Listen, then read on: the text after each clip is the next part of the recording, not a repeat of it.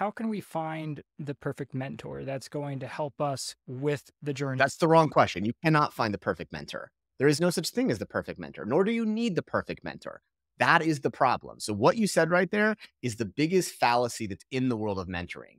You are talking about finding Dumbledore or finding Yoda or whoever it is. They don't exist. It's fallacy, it's fiction. So, stop trying to do it. This is why there's this gap. 80% of people, 79% of people believe that mentoring is important, and yet only a third of people have one. Why? Because they're looking for the perfect mentor.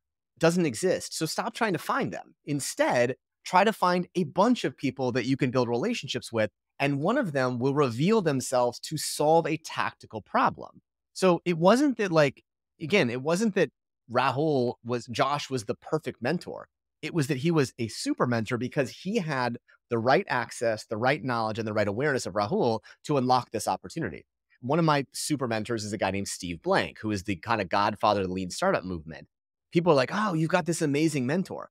I've actually only had two private conversations with Steve. One time when I went to his ranch for a 30-minute walk that I showed up late to and we had to cut short, and one phone conversation. We've casually worked on other things together, but like, it's not that he's the perfect mentor. He was the perfect person to create the opportunity for me behind it. But it wasn't like in this way of that he shepherded me, he guided me, he did these things.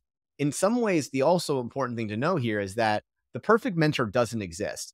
The mentee is the one that makes their mentors, not the other way around. And so it wasn't that Steve suddenly like made me awesome. It was that Steve figured out through our relationship, I was awesome and was willing to kind of open some doors and connections behind it. And that's the difference. Mentors are not the drivers of success. The mentee is who activates super mentors to create opportunities. And so we should, in some ways, worry more about the process and having the key things that are going to attract the right people to create the right opportunities.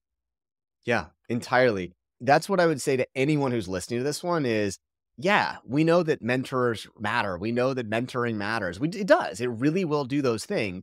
But don't try to hunt and find the perfect mentor. Instead, have a project that allows you to build relationships that are contextual and powerful so that you have something, even if none of the mentors show up, right? Like, I'll go back to the story of Rahul. Even if Rahul had not gotten a job at Lux through this process, he already had built this rapport, built this knowledge, and he had a book. So like he still did something awesome that will pay off long along the way. So if you start with a project that you care about, you make it collaborative where you bring people in, and then along the way, awesome stuff will happen, whether it's during the process of development of it or after you win. I think it's just a way to understand to make your activities you're doing much more relevant to the place that you want it to take you. What if we don't have that awesome card that we can just pull out and say, look what I did? What kind of recommendations do you think that people should try in order to create that opportunity for themselves? You need to be building your awesome card. So if you don't have it, no one needs to have it today, but you need to be thinking about what that is. And in the book, we talk about 9 different projects that we saw commonly across the spectrum, these signature content pieces. And what we found across them, and again, I've already used some examples, but some people will go on, put on a conference or an event series. Other people might publish some research. Other people might do an article series. People might do a podcast, a video series. They might do a book. There's a bunch of them that are out there, but all of them have a few things in common. Number one, these projects are all collaborative. They're the types of things that you attract people into. So your podcast is a good example of this one. It's something that like we develop a relationship because you need me to have guests, right? In that way. So it's collaborative. That's the first one. The second one is it's not something that's done primarily for money. So it's not like, hey, you're asking me to invest in your company. We're saying, hey, this is something that's kind of elevating the business, but it's not primarily done for money behind it. Number three, it ties into some of your passions, the things that you care about, the things you want to share and learn.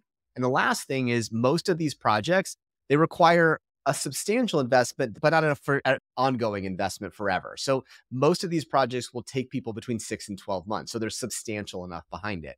And so what I would say is you want to be thoughtful about, do you have something signature that you're working on?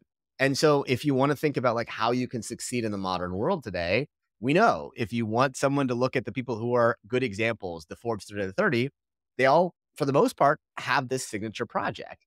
And that way is they don't have an awesome card. They're creating their awesome card by picking a project, attracting people to it, finishing that project and sharing it with other people. It doesn't have to be something that is massive, but it does need to be something that has substance that shows this was something that Eric or Rahul or whoever were willing to invest 6 months in. And that gives us that heft and substance to show that, yeah, you do have an awesome card. You're finishing something rad.